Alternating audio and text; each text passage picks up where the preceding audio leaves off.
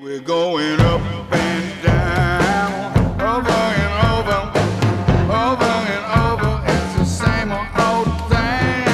Up and down, over and under. Dr. J, welcome to the show. Thanks for having me. Yeah, you know what? I know this is going to be a good one, just based on the pre-conversation, and I know it won't be controversial at all in any way. Not at all.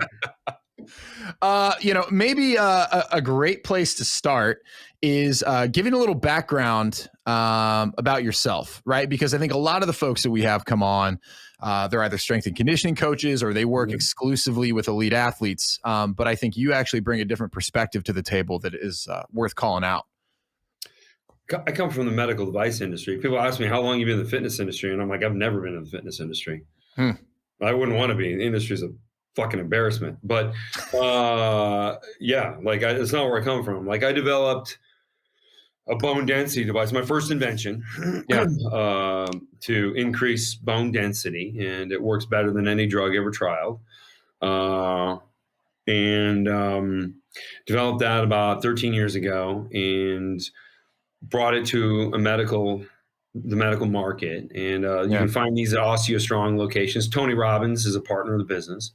Not a bad guy to be involved with. No, he's a great promoter. Gets people really excited. Yeah. See, I get people really excited, but everybody knows who Tony is. That's true. Well, we'll get there. He's great guy to work with.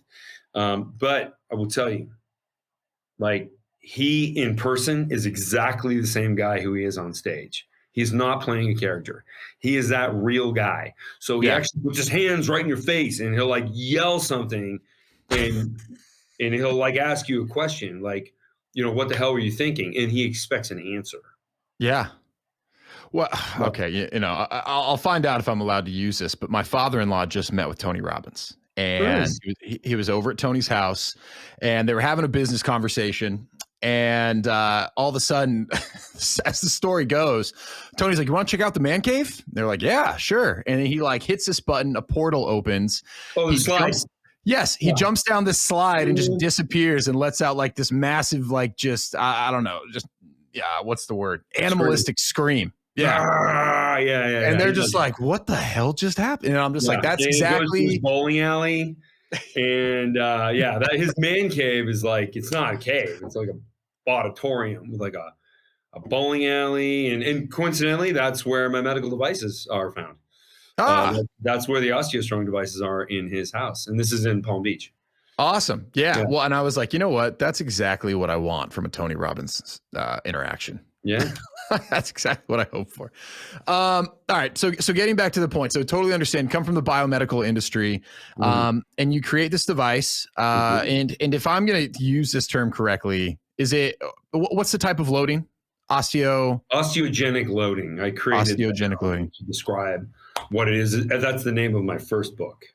Yeah. And that's about improving bone density. Correct. So is that what led you to end up kind of discovering what ultimately created the X3, or kind of like, how did you make the jump from working in the biomedical field to creating this device that, despite your views on the fitness industry, has become a bit of a game changer and a bit of a lightning rod? It was the research from the OsteoStrong devices. They gave me the idea. Like, I looked at it and I was like, okay, well, I have data that shows that people are 7 times stronger in the impact ready range of motion. Meaning where if you go to trip and fall, how you protect yourself. Yeah. That range of motion is super powerful. We don't leverage any of that in any type of conventional strength training. Yeah. And so like, I'm looking at this and I'm like, wow, this data I'm looking at, the more I look at it, the more I realize that weightlifting is a waste of time, which is why I titled the book that. Right. No, I didn't say resistance training. I said weightlifting. And also, I don't mind kicking somebody in the nuts with a message that they're not going to like, because they're, believing in convention doesn't mean they're right. Yeah. Well, and I think you also said cardio is a waste of time, in which case I didn't need any documentation. I just wholeheartedly believe that and adopted it. So I was excited about that. Oh, I can give you all the documents. There's more than 100 studies. Yeah. Well, no, and I would love to dive into that as well. Yeah. Totally. But yeah, so I was telling you before we started, I did read your book. I really enjoyed it. There was a couple of specific topics that I just thought were so interesting. Some of which flies in the face, I think, to your point of like the traditional approach to training. Some of it, as I read through, I was like, oh, you know what? That aligns with some of the things I've heard some other folks in the industry who I do think are really smart. It aligns with some of the same concepts that they've kind of been trying to preach and kind of getting out of this dogma of traditional strength training. So maybe a great place to start, why is weightlifting, as you say, a waste of time? Because we have 7-fold different capacity from the weaker range to the impact range. Mm-hmm. Like once you know you can handle far more force in one position versus another, well, then you also know you can exhaust the muscle to a much greater degree. I called it X3 because there was one study that showed people got 3 times. They gained triple the amount of strength versus the control group using variable resistance. But the variable resistance in that study was kind of bullshit. It was like X at the bottom and 1.2X at the top. It's like, no. It should be like magnitudes greater at the top. Maybe not 7X, but I do have some proprietary mathematics going on there where I really identified over some repetitions, like what this would be. Yeah. And I'm refining those mathematics all the time. But it's that, and that's why I had to make special made banding. The latex is very different than a regular latex band. So the power curve is not linear at all. Got it. And nor should it be. Like it should be nonlinear. It should look like this. Would you mind, for people listening, would you mind expanding on what is variable resistance? So it's when the resistance changes as you move. Mm-hmm. The reason you want that is because you're stronger in certain positions and you're weaker in certain positions. And if you can adjust for that so that it's the same level of difficulty throughout, then you're engaging more muscle tissue. I mean, all people who lift conventional weights, they pick the weight that they can handle in their weakest position. Right. Which means in the stronger positions, they're not firing very much muscle at all. It's easy. It's like when you do a push-up, the top is easy, the bottom is hard. Yeah. And in the middle, it's kind of in the middle. So you want a weight that changes so that you are truly engaging the maximum amount of muscle, which means lighter at the bottom, a kind of normal weight, maybe 2/3 of the way in, and then a sky-high weight at the top. So when I do a chest press, I hold about 100 pounds at the bottom, which is nothing. 300 pounds in the middle, which is a lot, and then 550 pounds at the top. I even have a load cell video, which is putting some ads, but I have not made a post out of it yet, where you see just a massive difference in the amount of force. And as soon as I started training and fatiguing like this, and also I fatigue in diminishing range, that's part of the protocol, where first you fatigue the stronger part of the movement, then the middle part of the movement, and then the bottom part. So the last repetition might only be 1 inch, but you fatigued the muscle to the point where you just can't move anymore. Like you can't move at all, even the 100 pounds at the bottom. You can't move. So far more profound fatigue. And of course, we know this about all adaptation. All adaptation. The greater the stimulus, the more intense the stimulus, the greater the change in the body. Like a very powerful abrasion on the hand creates a callus. But if you have a light abrasion over a longer period of time, you get a blister. So, like, the fact that we do multiple sets with weightlifting is like a crystal clear example of why the stimulus is weak. Because if it were a strong stimulus, we would never need more than 1 set. How many sets do you do in the sunlight to get a tan? That's a stupid question. Right? Yeah. Well, ask my wife. Yeah, no, I hear you. Yeah. Well, and that's one of the things I wanted. Stimulus, one response. So is that with, with your like workout protocol, when you're doing the X3, are you really doing one rep with, I'm sorry, one set per like muscle group or per exercise? Yeah. Oh, wow. Yeah, because I saw, and again, speaking to, I can't remember if I said this when we were on the air or not, but a neighbor of mine uses the X3, swears by it, lost a ton of weight, came over, looked like a different person. I was like, what the hell happened to Brett? What's up, Brett? And he's like, yeah, he's like, dude, I do it all. I do it in my bedroom. I use this one machine. I knock it out. He's like, I have been eating well, so I lost weight. He's like, I'm now eating shitty, so I've lost, I look a little less good, but like I still feel fantastic and I don't have a need for anything else. And I was like, wow, that's really interesting. And I was wondering, how is he accomplishing, getting in such a great workout in such a short amount of time? And it sounds like what you're saying is, if you fully exhaust the muscle and you work it in all parts of the muscle range, or the range of motion rather, to exhaustion, there's not a need for multiple sets. Am I understanding that correctly? Multiple sets will actually set you back. This is an overstimulus. Yeah, too much damage. There's inroads in your recovery ability.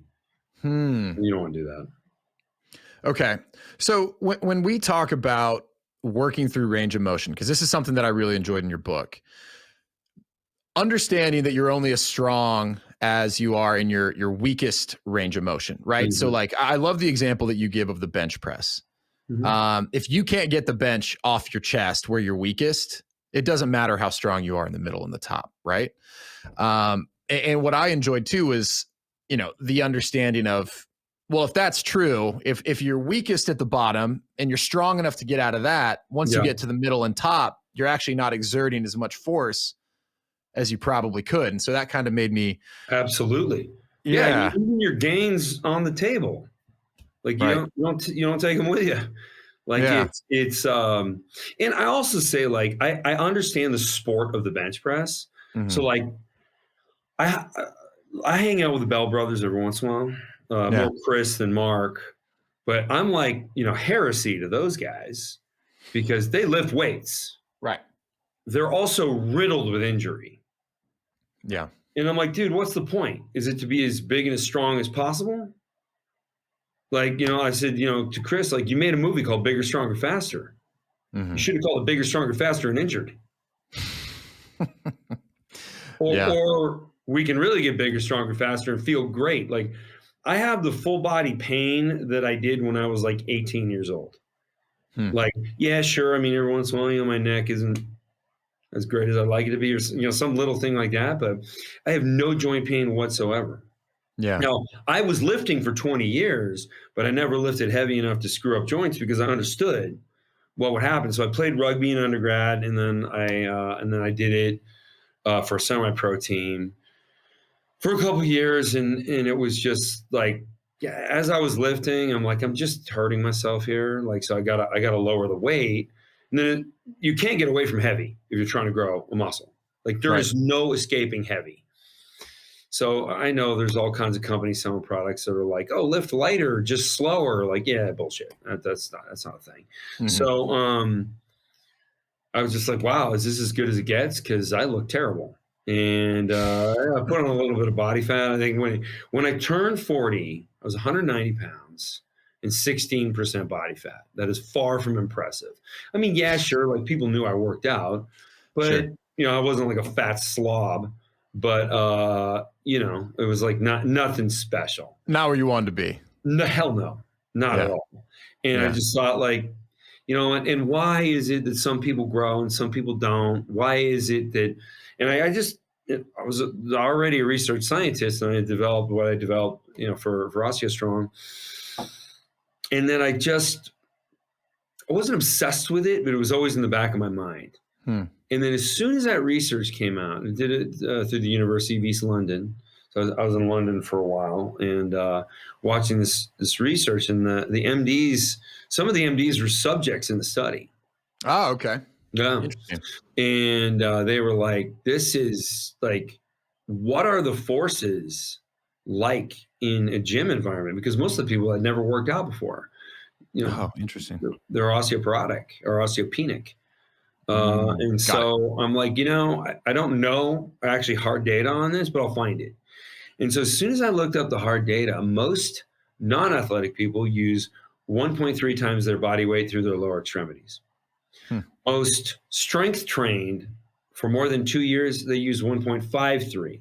Now, of course, you and I know outliers, but outliers don't matter in medicine.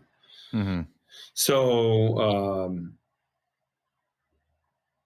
when looking at that, it was like we're using 7-fold the amount of force with these people who have never exercised before. So there were women doing 6, 7, 8, 9 times their body weight through their hip joints for this, and then voluntarily creating that force through their hip joints in the impact ready positions only. Now, it makes sense because gymnasts absorb 10 times their body weight, and they have the highest bone density of anybody, and highest level of strength. And I'm looking at this and I'm going, weightlifting doesn't make sense. Like, we need something that goes from this kind of loading back down, because we still need a range of motion. We still need to activate the entire musculature. We still need a sarcoplasmic effect to maximize the blood flow into the muscle. And then later on, I figured out we can get a massive hypoxic effect also, which is just that adjusts your myostatin levels and changes your genetic ability to hold muscle. Right. So that was a huge discovery, and it works perfectly with X3. You can't do it with a weight because most of the time you're barely engaged. So you're engaged in a position where you're hurting yourself the most. Yeah, and maybe you could for people listening, maybe you could define two things. So, and I know you said a brief example of impact ready, but can you give another maybe like frame of reference as to like what that looks like, maybe in the upper body, like frame of like when you say impact, like what that is? You go to trip and fall, and you catch yourself with a 120-degree angle between upper and lower arm and the back of your hand in line with your clavicle. So like this, that's how you catch yourself. So like I can absorb force here, or I can create force here that is at incredible levels. At the 120-degree angle, and we never lock out. So it's constant tension. We never rest at the bottom. Oh, you mean with the X3? Yeah. Ah, interesting. I mean, that makes sense. No, it's constant tension, because that's how you create the hypoxic effect. So blood's flowing into the muscle but can't leave. So you're spending, your ATP, glycogen, and creatine phosphate. Very little, not a lot even gets in when the muscle's constantly contracted. So you use the fuel that's there, and you create a massive deficit, but for a period of time, and this is what helped me figure out what the axis of myostatin regulation was. It's the heart. Like, no one's ever written that down. I'm like the first guy to like put that. I put that in my book, but there's so much evidence, like with like blood flow restriction tourniquet work. Yeah, I've heard a little bit about that. You can do that, and when you do that, you'll increase the size of your pecs. Well, you're not constricting any blood that's going to the pecs. How is that possible? Then the sort of myostatin observation was made, and it's like, okay, like you have to make the human heart blinded to your musculature, whatever you're exercising, and you can't do that with a weight. And the problem with the tourniquet is you get neural inhibition. There's a reason why tourniquet training, you use like 1/5 the amount of weight you'd normally use, so you don't get any of the testosterone receptor site stimulus. So like I said, there's no getting away from heavy. You got to go heavy. And so ultimately what I worked on was a better way to go heavier than you ever could, with more reps than you could ever handle. And then a greater level of fatigue, and hence you get a hypoxic effect, you get a sarcoplasmic effect, and a myofibril effect from fatiguing the stronger range, which really nobody does. Yeah, so the maximum of all three roads to growth. Yeah, and can you talk about the benefit of working out all ranges of motion? So let's say we're doing a curl, right? And I believe, if I'm understanding all this correctly, the weakest point in the range of motion is right when you go to, your arms extended and you go to lift that weight. Is that correct? Well, with a curl, you have a lever arm. And like like when you're curling something, it's heaviest when that lever arm is at its longest, which is when you're kind of halfway. Okay. Right. And it's also when you get to the top, you're actually not using your bicep hardly at all, because that same lever arm is not really, it's more weighted on the bone. So the weight's going down the radius and ulna and being held in place by the deltoid. Yeah. Nah, don't do I mean, this is outside of X3, do a drag curl, pull the bar and let it just rub, like from your torso, all the way down to your sort of belt line. Got it. And then you're really engaging the bicep and you're not having the biomechanical inefficiencies. Now with X3, it's better. Obviously, if it wasn't better, I wouldn't have designed it. Wouldn't have invented it. Well, but and that's something that like I just worked out this morning after listening to your book, and it made me reconsider the way I was doing all my reps. So as an example, right, doing just because I don't have the X3. I do like using bands in the gym when I can, and I understand you have an opinion on how the efficacy of that. But it made me think, look, when, to your point, when I'm doing a curl, there becomes a point where, yes, I'm doing the exercise as it's traditionally done, but is it actually getting me closer to the adaptation that I actually want? Right. To your point, it's a lever, and at some point, that weight gets transferred and the biceps not actually working. And I was like, where else is this showing up in all the places where I work out? Which I thought was really interesting. So understanding maybe curl isn't the best exercise to think about. The way we traditionally lift weights, right? If the most work is being done in the weakest range of motion, what is the actual, this might be a stupid question, but I'll ask it. What is the actual benefit of working the muscle in the stronger ranges of motion? Is it working a different muscle? Is it making the muscle actually contract harder and therefore you get better growth and hormonal response? What's happening there? The answer was the last thing you said. The growth, the hormonal response. Also from a muscle protein synthesis standpoint, we talk about muscle protein synthesis in sports performance all the time, but only 2/3 of the people can stimulate any of that at all, right? That was the fifth reference in my book. Yeah, why is that? Because they're not able to get to a level of fatigue that is meaningful in any way to actually growing muscle. So the best thing they're ever going to do is get sarcoplasmic growth, which is just storing more ATP, glycogen, and creatine phosphate, the fuels. They store more fuel in the cell. But this is a person who, the first 2 weeks they lift, they gain 5 pounds of muscle, and then nothing ever happens again, which is a lot of them. I often talk about people just defend weightlifting like it's their religion, talking to a vegan, and it's just okay, right. It's talking to Scientologists. It's just crazy shit. And then an unwilling, a willful ignorance to anything else that's happening. So I say, why are you defending an industry that I'll be generous and call it a 99% failure rate. Look at people who go to the gym. Yeah. They look like fucking shit. Almost all of them. Whatever. It's either 90, depending on how you want to judge it, it's 99% or 99.9%. Who's really fit? 1 out of 1,000 people? 1 out of 10,000 people? I mean, why is it that everybody has a supplement deal that has visible abs on Instagram? That? No, there's a lot of snake oil out there for sure. Well, but that's not my point. My point is it's fucking rare to get somebody that looks really impressive. Right. So why defend an industry like that? Also, 1 out of 6 males over the age of 18 in the United States have used or are currently using anabolic steroids. How many? 1 out of 6. 1 out of 6. I cited that study in the book. Males over the age of 18? That's right. 1 out of 6 has used or is using. I mean, I suppose that's, the fat guy who tried a cycle of testosterone and, just ate pizza and didn't lift. That includes that guy too. That just sounds so high.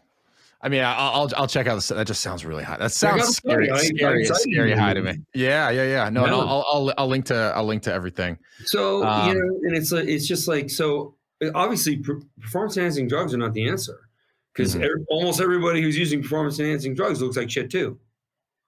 So what's the real answer? Yeah. Like their training program is ineffective. That's the answer. Right. Like what they're doing is obviously not doing anything. You can go into a gym and I know Venice Beach, there's some big guys in there. Other than that one fucking gym and maybe one gym in Ohio, you walk into any other gym and it's just a bunch of guys with baby arms and a double chin. That's all there is. Just everyone's just totally fucking average. Like, why are we listening to the same fucking garbage that turned us into nothing over whatever 10 years of lifting for like the average person who ultimately ends up quitting? And I put that on the back cover of the book, and a lot of people read it and they're like, "Dude, you're right. Like, I worked out for years and I didn't really see much out of it."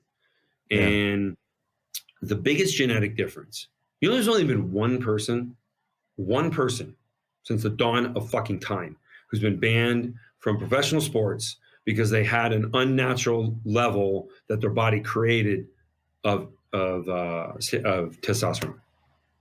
One person said that. Okay, I remember. There's a woman from Africa. That's insane. Who she had like, I don't know, 2,000 nanograms per deciliter normally, and they're like, "We can't even let you participate. It's so unfair."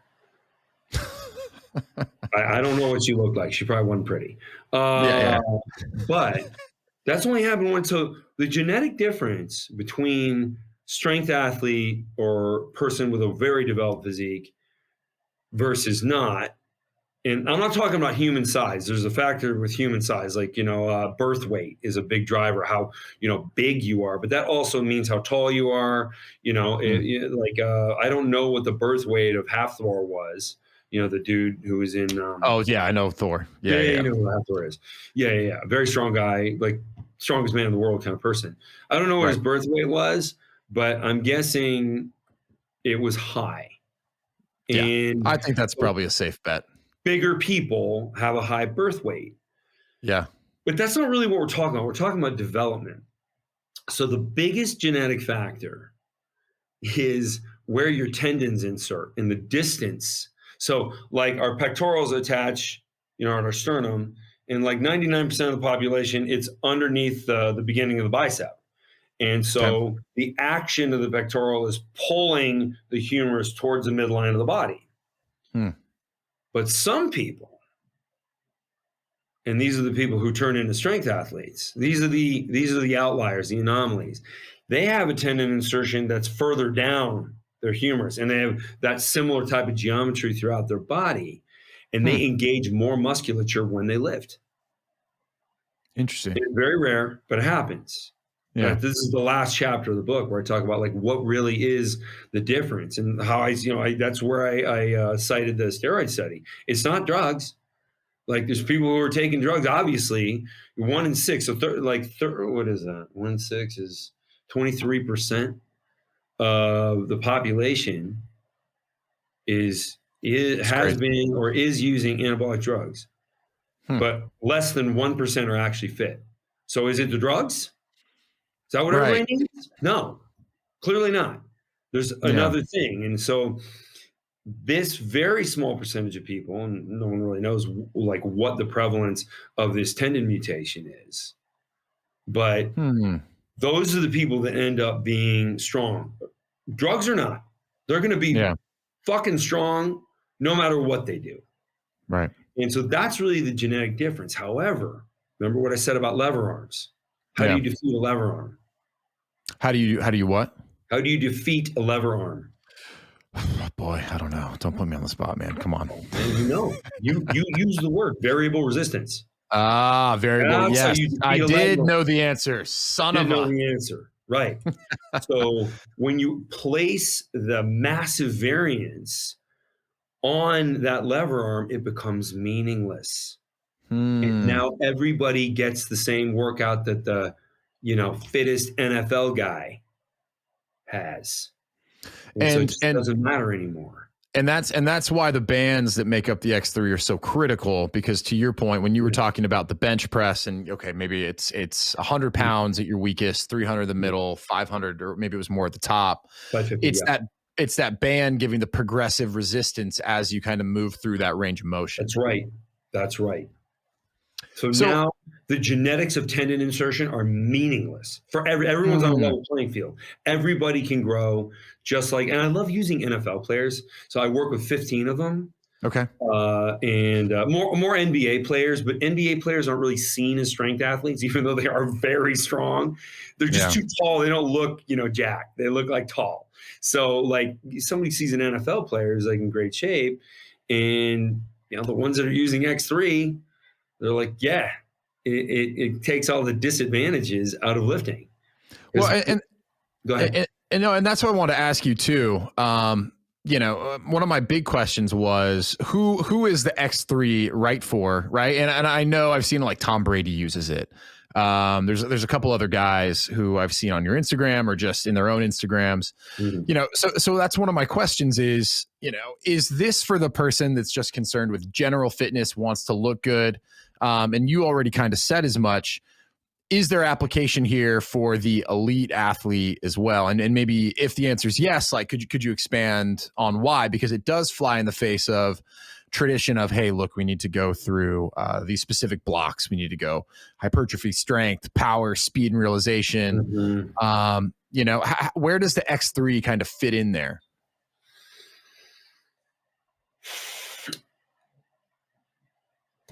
That's a great question. I've never been asked that question before. It's a first. And well, also when it comes to high performance, to elite athletes, it's not, it gets a little foggy because the average guy, who's like a lawyer, let's say a lawyer or plumber or whatever, just busy professional. It's like they want to be lean, look good. They want their wife to, look at them when they take their shirt off and, be excited, right? Like look good naked, man. That's at the end of the day, man. That's what we're all trying to do. They want their kids to look at them like they're a superhero. Oh, dude, you nailed it. That's it. Yeah. I get out of my car and like little kids will run up to me and be like, "Are you Thor?" And I'm like, maybe. Yeah. It's great. That feels great. And absolutely. So that's what most guys want. However, when we're talking about elite athletes, they're not paid to look good. They are paid to perform. Yeah. Now, I tell all these guys, and this is how I don't get in fights with the strength coaches. In fact, the Miami Heat endorsed X3 and this book on the back. I don't know. Do you have the book, do you? Or no, you do? No, but I do. Yeah, I have the audiobook. Okay. That's the audiobook. It doesn't come with a cover, right? So Miami Heat endorsed it because it's like you're keeping our guys injury free, and they're getting stronger. And so, it's a huge win for them. But this is how I don't like, because everyone says to me, how the hell are you not fighting with these strength coaches? Because they have strategies and opinions that they've been studying for 20 years. Yeah. They don't change. Yeah. And I said, yeah, well, when you tell them they need to keep doing everything they've been doing with the exception of the heavy weightlifting. And I say heavy weightlifting because they're like, oh, we don't do any heavy weightlifting. And why? Because once you sign your contract with a professional team, they tell you can't get injured. Oh, yeah. Otherwise, you'll lose your contract. And the strength coaches know that. So getting hurt in the gym is not a thing. So the idea, I read somewhere, some internet clown was talking about how like NFL players do 1 rep maxes all the time. Absolutely not. Yeah. I'm not going to go through that risk. For what? Right. Ruining their like $20 million contract so they can claim on Instagram that they bench a lot? Like, that's not what they're paid for. Nobody gives a shit what they bench. How many yards? That's certainly not. Yeah. The strength and conditioning coach isn't going to put their career on the line so that he has the O-line with the biggest 1 rep max. Yeah. They're trying to make them stronger, healthier. Yeah. And I guess, using bands, to create variable resistance isn't new. And I think you even mentioned as much in your book. And I believe you're probably referencing like West Side Barbell, right? Those guys on weighted bars all the time. That's their like key thing. Yeah. And so today I was like, you know what? I haven't done this in a while. Let me throw some bands on the bench. The first thing I had to do was dial the weight way back. That was number one. But number two, it was like, man, like it just progressively gets so much more difficult to get to lockout. And I'm glad that you made that distinction that like, hey, don't lock out. Don't come back completely to rest. Keep the muscle under tension, because that's something that I missed. But yeah, it seems like intuitively trying to, even though I don't have the X3, but trying to replicate it with what I have, to some extent, it's like, man, like there's a notable difference going through an exercise in this way. So yeah, just curious as to like how maybe those elite athletes were implementing it. Is it just during part of their training, all of their training in season? But also, if you don't have an answer right now, that's, not a problem either. No, I do. It's a little different, but what I tell them is the skill type drills you guys do, don't ever change those. Like X3 is not going to make an NBA player shoot a basketball any better. It might make him more stable while he shoots. So his performance may go up, but he's still got to do the shot drills. He's still got to do the foot drills, still got to have the agility. X3 won't give you any of that stuff.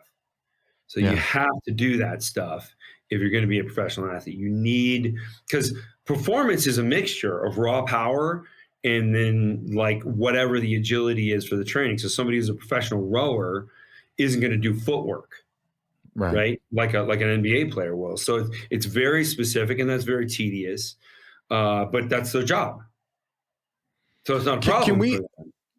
Yeah. Sorry, I didn't mean to cut you off there. Well, one question that I have, and again, this made me kind of take a step back and think about my own approach. Can you talk a little bit about the importance of tempo and the role that plays in actually bringing a muscle to exhaustion? Because that's something that I thought was really interesting. Yeah. So a lot of people don't like my answer for that.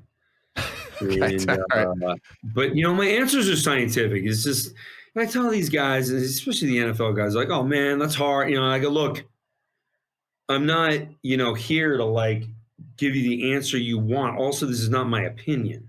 Like I'm basing this on published research. Now, some of the subjects I talk about, like especially nutrition, have conflicting research. So, we can get into that a little bit later, but I don't know how much time you have, but I would love to. If you have to run in 10, we can hold off. But I would love to ask you a little bit about. Let's keep going. This is fun. Okay, you got it. Yeah, like I'm telling them, like, I want you to go slow, and I say, think about this: if you're going to draw a straight line on a piece of paper, it's easy to draw a straight line fast. Do it slow.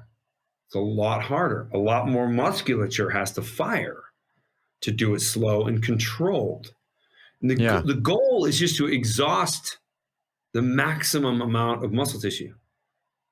If you're going to do that, 2 seconds up, 2 seconds down. I mean, if you just want to thrash around with the thing and go fast, like you're not going to stimulate that much. There's a lot of momentum involved, and you're just not firing the most amount of muscle. So yeah, you can do that. Like I tell people, don't get wrapped up in the reps. Get wrapped up in shutting the muscle down. Maximum fatigue. Reps don't mean much. I mean, there are a way of quantifying what you're doing. So the tempo is 2 seconds up, 2 seconds down. Some people go 3 seconds up, 3 seconds down. Mostly I just put an option in there because people like to mess with stuff.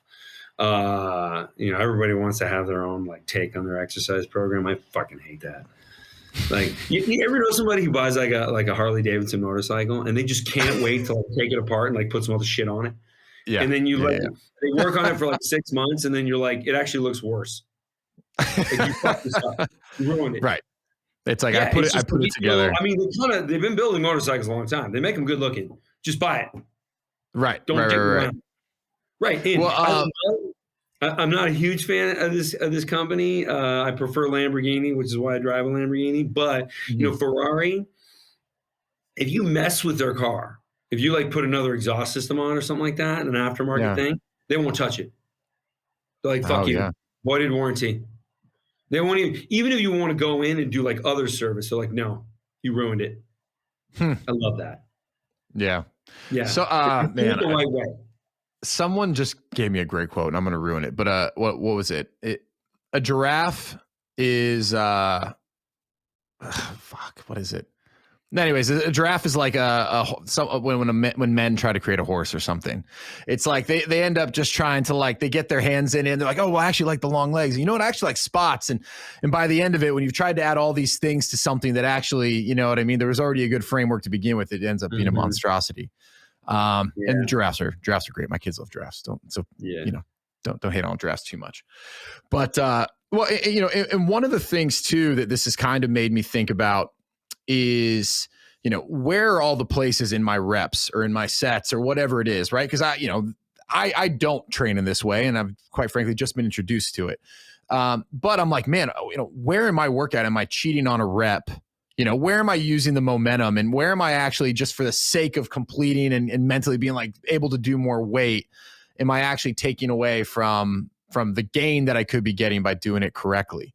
And so thinking about the focus being taking the muscle to exhaustion was like, okay, wow, that's something that's interesting. And it kind of got me excited because it's like, man, maybe there's opportunity for more gain that I've been leaving on the table. Absolutely there is. And that's what the NFL players tell me, because you think they're all at their peak by the time they get into the league. And they tell me all the time, I get messages every day like, wow, like this is actually changing me. And I never thought I could get more powerful than I was. Yeah. Yeah. Well, there's that. But then also, I've seen people do drop sets, right? The drop set, like, hey, just keep pulling weight off the bar and keep going. What I was really interested in to see your approach of, I don't know exactly the term, but kind of like progressive exhaustion throughout the range of motion. Yeah. Could you talk about that a little bit? Because I think even for people who are really into fitness and strength training, like that's a very alternative approach to, trying to achieve that end. So when the diminishing range, that's what I call it. Like, okay. When I'm doing repetitions with chest press and I'm hitting 550 pounds at the top, like, and then I can't get there. Then I do the 300-pound repetitions. And then the last repetitions are like 100 pounds. And I can barely move. Like I can't even move 100 pounds. That's how exhausted I am. That's far more exhausted than weights will ever take you. How many times a week are you working out? Like say upper body, or do you do full body when you do it? We do push pull split. Okay. Yeah. I mean, it was like, we could have tossed a coin of upper, lower, or push pull. I think body works a little bit better with push pull. But somebody who's trying to look good for photo shoots, they might do like the muscles they want pronounced on one day, and sort of like the muscles that aren't necessarily pronounced. Like you don't get a pump in your quads, or if you do, you look weird. Right? So you want to pump in your deltoids and in your traps and in your pecs and in your triceps. So that's what's going to make you look like the champion. So you can kind of split it, in an aesthetic way, or you can split it in the push-pull way. But I just tell everybody do push-pull. Yeah. And are you, so like if for push, are you doing push twice a week, 3 times a week? Like I'm curious in the work out 6 days a week, and there's 2 workouts. So, so 3, you hit the muscle 3 times in a week. Okay. And then we have biopsy studies that show that muscle protein synthesis concludes in 36 hours. Now, what is the implication of that? Help my dumb brain. So that means figure out what I do with that information. Okay. No, contrary to popular belief, like muscle damage actually means you grow less, not more. Because the protein synthesis has to attenuate the damage. Damage brings you back to where you were when you started. Damage is not, it's not like you tear the muscle and it grows back bigger. That's an oversimplification. An oversimplification is another word for wrong. So, and there's great research that shows the least amount of damage, the maximum amount of growth. So these are all why we do 1 set. We go to fatigue, absolute fatigue 1 time. And then, anything else is damage. Why would you want damage? If it's not going to grow you at all. Interesting. So I live in the world. Great graphic from a study in there. No, please. Go ahead. Yeah. About like when somebody starts working out, they receive a lot of damage and they're sore. Like when they've never worked out before. Yep. Yeah. Like I remember when my pecs were so sore when I was like 14, I first got my gym membership. And my dad would just take like 3 fingers and just, stab me right there. And I'd be like, and he'd laugh.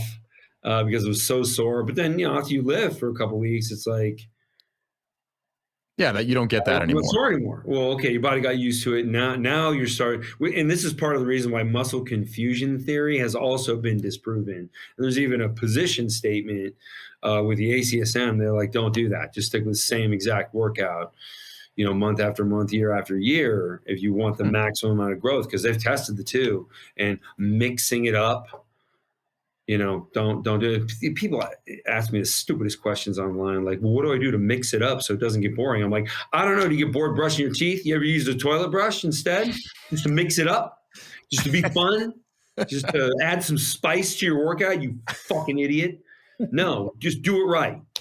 Like, oh, well, now you've got me thinking about people brushing their teeth with a toilet brush. I don't have much of a bedside manner. No, I can't imagine. Yeah. So, okay. Well, you're throwing me off here. Well, one of the things that I did want to ask you about too is, boy, do we want to dive into diet yet? Well, actually, I remember what my question was. Why not? So, I live in the world of oversimplification, right? And so I did kind of subscribe to this belief, like, yeah, you break the muscle down, it grows back, it heals, grows back stronger, whatever. And you're now everybody else. I was like, when I first heard that, I'm like, that makes absolutely no sense, because that's an injury.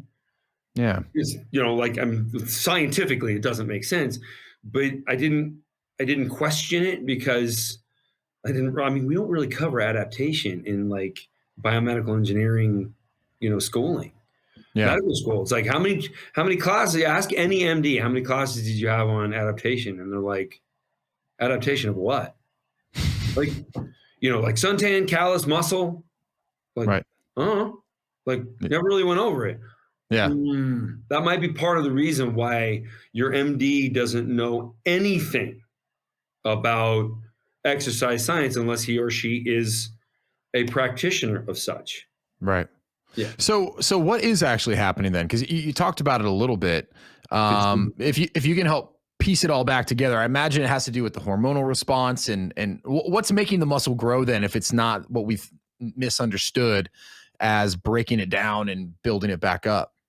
So the heavier you go, especially if you're using like a high level of variance, the heavier you go in those impact ready ranges of motion. So when I hit that 550 in my chest press, it's like all the receptor sites in the muscle are just wide open. Like, we want testosterone.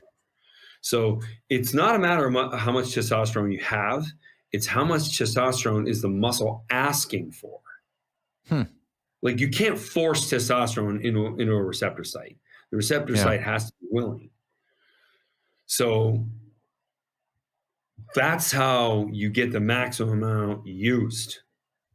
That's like so much in the body. Like if you eat and you don't work out, like, you're probably gonna, you eat like you're working out, like you're gonna get fat.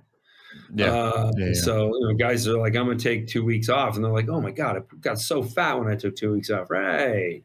Because you ate the same way. Yeah. That's I'm sure you have friends who've done that. You're talking to a guy who just had I think 12 rolls of sushi and banana bread for lunch. Not always, but I ate that, and then I was like, God damn it, I'm talking to Dr. J today. Why did I do that? So I'm ashamed. All right, here's another question for you really quickly, because then I do want to move to diet. Because, unlike you, no, wait, it is like you, very controversial approach to diet and nutrition. What does your warm-up look like when you hit the X3? Because I know, like I believe it's in your book and online, it says, hey, look, you get a great workout done in 10 minutes. So are you warming up prior to that 10 minutes? Is the warm-up part of that? Or, how does that work? Because often, a warm-up alone might take someone 15 to 20 minutes. I do like some one-legged kind of balance squats, just to make sure, like, I don't feel a vertebrae like out of place or something like that. Don't feel any injuries. But I'm talking like 30 seconds of warm-up. So it's just, and it hasn't inhibited your own muscular growth. It hasn't caused injury. Interesting. The first few repetitions, remember, we go high reps because the weight's so high. Because I don't want somebody who can't handle that 550 pound band to be using it in the, you doing it like 4 reps. It's not going to do much for them. But if they let go and that bar catapults towards their chest, they're going to be hurting. Now, if I get hit with 550 pounds, I'm like, ow, and I just do it again. So I'm just a tough motherfucker. But come on, man. because I can handle that weight, right? Right. So like so we adjusted the repetitions to higher, and also another benefit of that is they really get a lot of diminishing range. So they get how many reps? Yeah, how many reps are we talking? Minimum 15, maximum 40. Slow and controlled repetitions. Oh yeah, much higher repetition because you're using more weight anyway. Like I said, we're going heavier. The amount of reps is irrelevant if we're still going heavier than when we're doing like an 8 rep, weightlifting set. Like I go way heavier. Like what could I do with 550 pounds on a bar? Avoid it. That's what I can do. I would never get under that. Like I'm 44 years old. Like I'm never getting under a bar like that. So, do you have any data regarding folks who train on the X3 and then do step back into the traditional weight room? And, is there a measurable difference in terms of like strength gain? And because what I would be really interested to see, I know there's that Cornell basketball set. I think it's Cornell basketball and wrestling and talking about using variable resistance for someone who trains traditional. 2008. Yes, that study. Yeah. So, do you have any study or data that kind of supports like, hey, by training on the X3, even doing these really high repetition ranges, when you do go back into the weight room, right? Because there are people who, they're power lifters, or maybe that's their sport, even though it's not ideal, that's the desired outcome. Yeah. Yeah, right. And I acknowledge that there are strength sports, and so when you're a power lifter, the bench press is a skill as well as it is raw performance. You have to be able to balance the bar. So like there's always some clown that wants to run some scientific, whatever, and they don't know what the fuck is going on. And so they'll be like, well, I went back to the bench press and, I could barely control it. Yeah, right. Like if you're a golfer, you got to keep swinging a golf club. If your sport is the sport of the bench press, you have to keep practicing that movement. Yeah. So like if you're going to be a power lifter and you want to see gains accelerate with X3, you still got to do your lifts. Like maybe not 10 sets of them, but you got to keep in practice that skill. Now, if what you were doing was like a machine bench press, I mean, I don't know. I don't even know if I want to say that, but but I'm saying like, there's a balance in there, right? Like a hammer strength thing where you just put the plates on it and kind of swings upward, which is awful movement, but whatever. I don't know anybody hammer strength, but I got some shit to say. So, but anyway, you can go and like way outdo what you would normally do on a hammer strength chest press. Because you're not balancing anything. We would go right back into the bench press or the squat or the deadlift and a powerlifting move, and you haven't been practicing that skill. You're going to be a little rusty for maybe a week or two. Then you'll beat your previous numbers because you have more power. Yeah. So you've got to train the skill. Right. And like there are NFL players that, they see me and they're like, dude, you're in better shape than me. And you're like twice my age. I'm like, yeah. And they're like, how come you're not in the NFL? I'm like, because I got in this shape like the last couple years. I'm over 40. Like, a lot of your own personal strength-based gains and, body composition stuff has actually happened in your 40s. So this isn't just maintenance of work you've been putting in since you were a teenager. And this is the ability to build strength. See those before and after pictures. Like I looked like nothing special. Like people got, like I said, people could tell I probably lifted. I had a bigger neck, I guess, and that was it. That was Yeah. 16% body fat, or no, I think it was 19%. Yeah. Right. And I lost 16 pounds of body fat. We just did. Actually, I think it just went live today. Now people know how fast I record these. We just launched an episode all about body fat percentage and body fat, and that was a lot of fun. So I definitely do want to get your take on diet. Actually, maybe different measures, different outcomes for sure when it comes to body fat. Yeah. Well, and maybe we can start by focusing on the protein needs, because I know, even in your book, your literature, anything that you put out, you say, hey, look, the X3 is fantastic, but you also need to fuel the right way.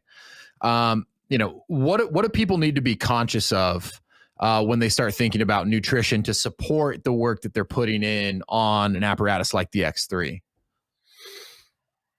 Only one thing. It's just quality protein. Yeah. I mean, there's 4 studies that are all referenced in the book that show you can gain muscle mass at a caloric deficit if you have the right amount of protein. So you can be getting leaner and bigger at the same time. So all of that's a myth. Bulking, cutting, bullshit. No need to do it like that. And carbohydrates aren't even a macronutrient anymore since 2005. That's interesting when you said that. No need whatsoever in the human body. Now, I can apply carbohydrates synchronized with a workout for replenishment of muscle glycogen, and you combine that with a stretching protocol after your workout. And maybe if you also put a vasodilator in there, like Epimedium, Hydromax, or if you really want to do it right, a Viagra, you push a lot of blood in the muscle, and when you stretch it, you can actually create the splitting of muscle cells, hyperplasia. There's a lot of research on this, and Professor Jose Antonio, who's like the top protein research guy, he's also the top hyperplasia research guy. By the way, get him on your podcast. If man, I just wrote his name down. Professor Jose Antonio. That sounds really interesting. The world should listen to him way more than they do. Yeah. So protein, and does it fall in line with kind of the generally accepted protein recommendations? I know a lot of folks talk about like the 1 gram per pound of body weight. Yeah, it does. Like people paid attention to that, but like I see posts all the time. Like somebody will be giving somebody else advice. That's where you see the stupidest comments on the internet. The internet comments and message boards aren't scientifically cited in fitness and anything having to do with coronavirus. Anything, just there's a bit of that going on. Crap. It's so stupid. But it's like people still say, well, you got to eat your calories if you're going to put on mass. No, you got to eat your calories if you're going to put on fat. So keep eating the carbs if you just want to store it as fat. Why is it that carbohydrates occur in nature only before the cold season? Why is that? Why do we ship vegetables all over the world? Why? Wow. Is that true? They only grow before the cold season? My agriculture knowledge is pitiful. So people are going to write me like, you don't know about how bananas grow, you idiot. I mean, like you're not going to get grains anytime other than like harvest season is always in the fall, right? So you only have like a couple weeks or a couple months. Also we genetically engineer fruits and vegetables to last longer now. Yeah, that's true. But before they were, when like, let's say you and I were in a tribe and we knew where the peach tree was, we would go and gorge ourselves on peaches and get fat for the winter. And then, like a bear gives itself type 2 diabetes every year. It uses type 2 diabetes to get as fat as possible so it can sleep the whole winter, because you can live off your own body fat. Like you can fast for months, right? We know that even humans can do that. Yeah. And live off the body fat. You got to have a high level. You better be a fat motherfucker first before you try and go the winter without food. Right. So, but you can. It's been done before. Like we already know the answer to this question. It's not a theory. So you can do that, and then also the more adipose tissue you have, you can protect yourself from the cold. Mm-hmm. Like lean people die in extreme cold, whereas the people with more adipose tissue are more likely to survive. So, but that's why carbohydrates show up when they show up, because they're there to make you fat. And if you don't want to be fat, don't eat them. With the exception of like the hyperplasia protocol that I talked about. Also, if you're like a distance runner, like Zach Bitters just broke the 100-mile run record. Oh, wow. Yeah, ran 100 miles. I wasn't aware of that. Yeah, these ultra marathon guys. He broke the world record. He's a carnivore. Insane. He doesn't eat carbohydrates unless he's in the process of a run. Oh, interesting. Well, and since you brought it up, you now actually you said that you do use carbs as part of that protocol. Yeah. Well, and maybe I should assume, but that is correct. Okay, but you stick to a carnivore diet, correct? That's right. How long have you been doing that?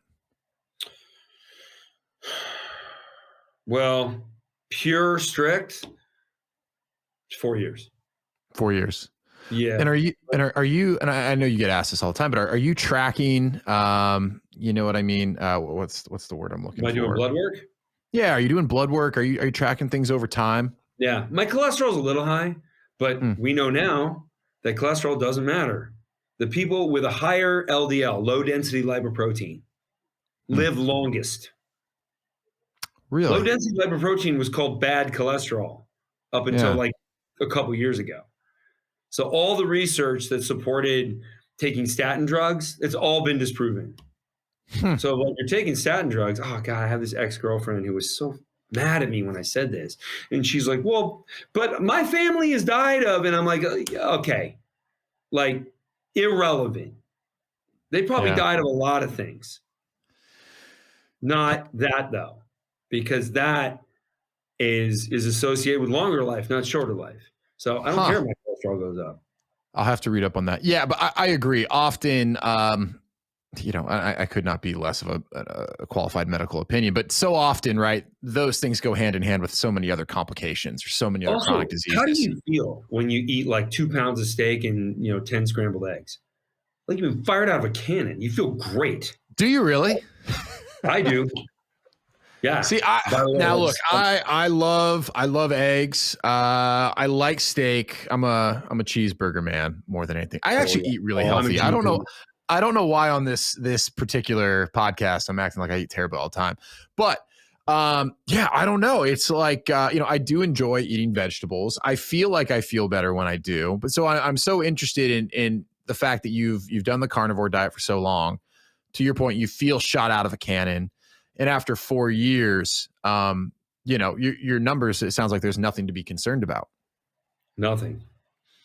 Now, is the carnivore diet, is that something that, it's for the right type of person, it makes sense?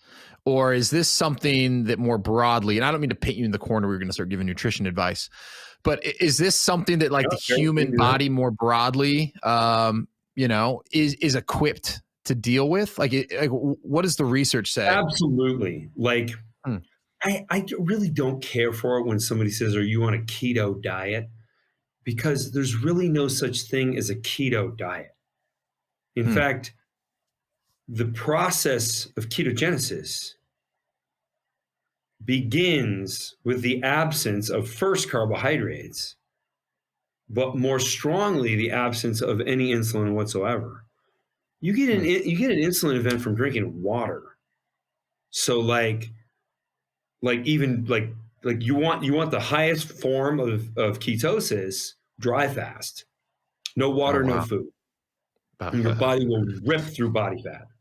By the way, I'm doing that today. I haven't had water since last night. Really?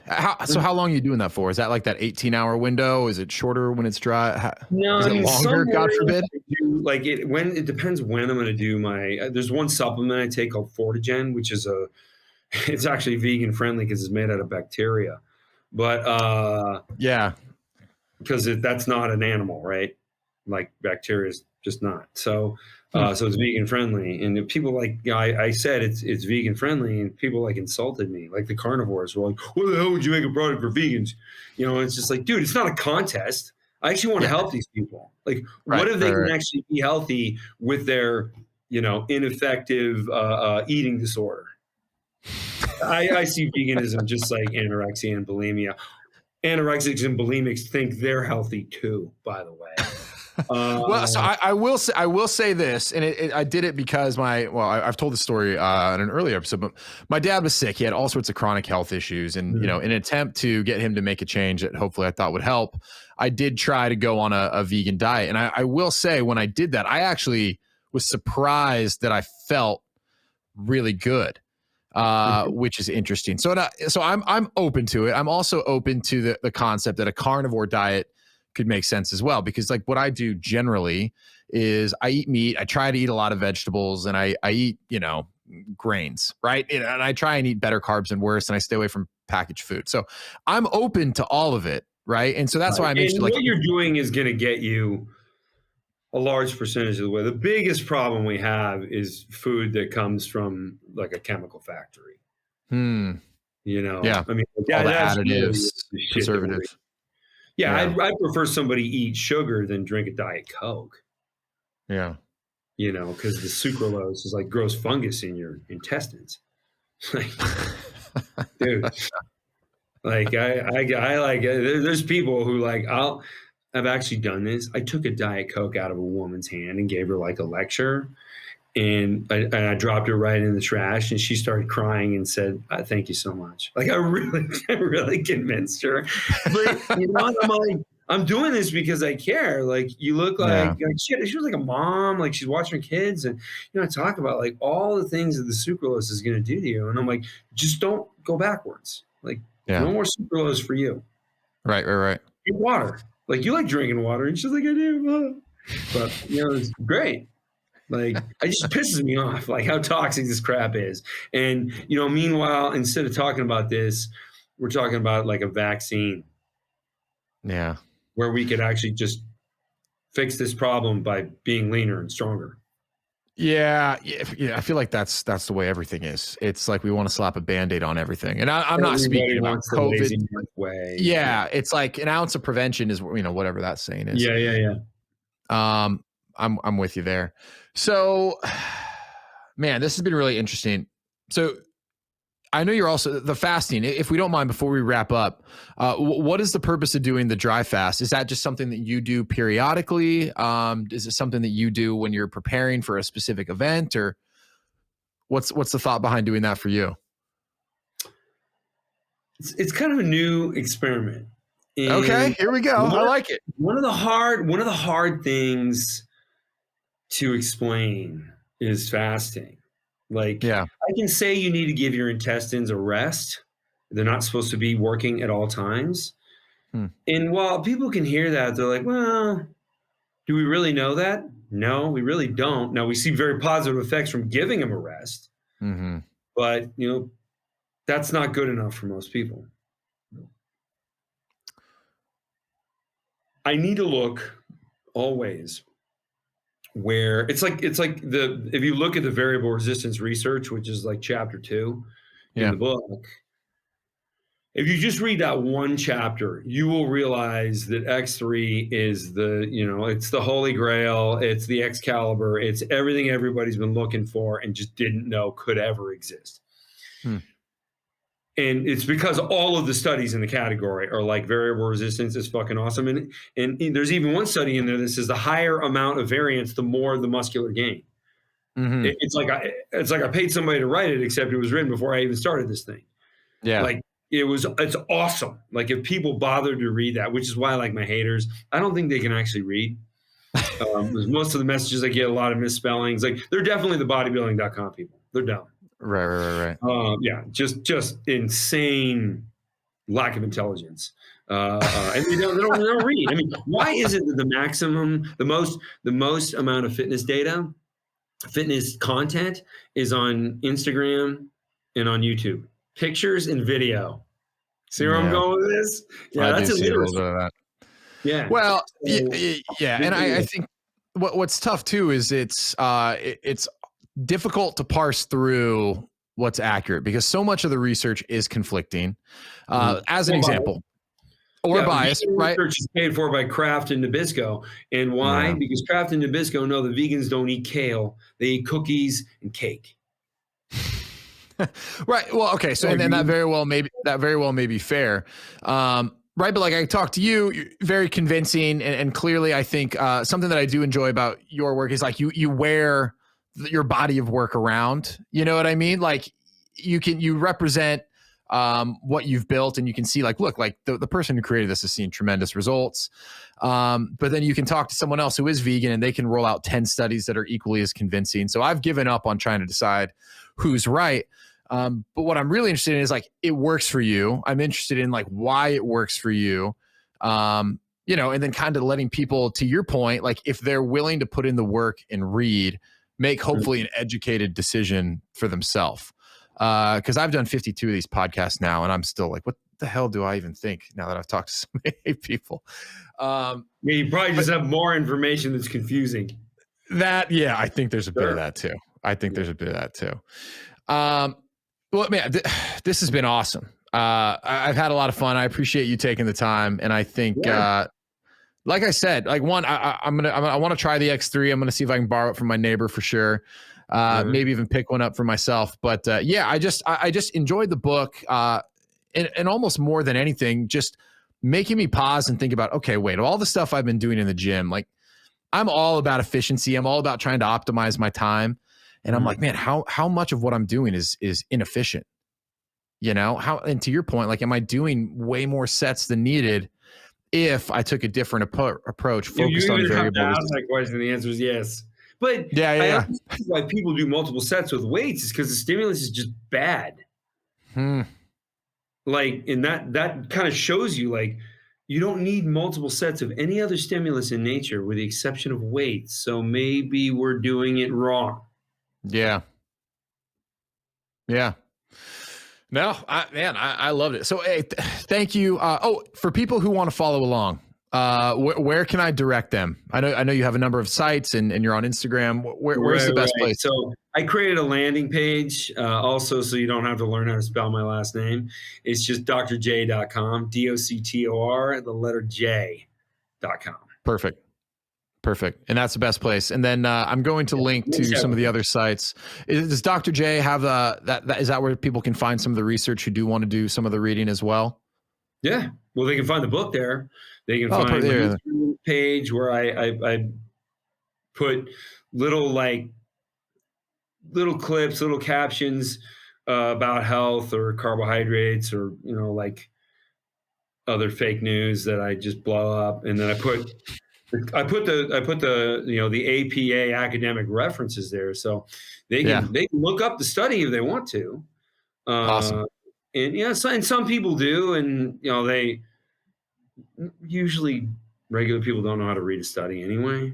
So it's like, okay, well, they'll say your conclusion to this is wrong, and I'm like, it's a direct quote. It's not wrong. You just don't know how to read it. Like, okay. Yeah. Well, and I probably I fall in the category of knuckleheads who wouldn't be able to make heads or tails of a lot of that stuff anyways. So, the problem with it is like a lot of jargon and abbreviations. So like if you bother to look all that stuff up, you get it. Like the statistical tests are kind of hard. Like, you know, when you go on the average person and say, give me the difference between a Spearman-Rowe test and an analysis of variance, they won't know the answer. So when calculating the p-value, and this is like, I'm kind of like, I do peer review for some other medical journals. And like, I'll be able to figure out if they use the wrong statistical test based on what they're trying to do. That's a mistake that researchers make. Right. So I know if researchers, you're the average person, if researchers making that mistake, like the average person is not gonna know that that's going on. So, yeah. All right. Well, I'll give myself a little bit of slack there. Well, Dr. J, man, thank you. This was awesome, and we'll have to have you back in the future. Awesome.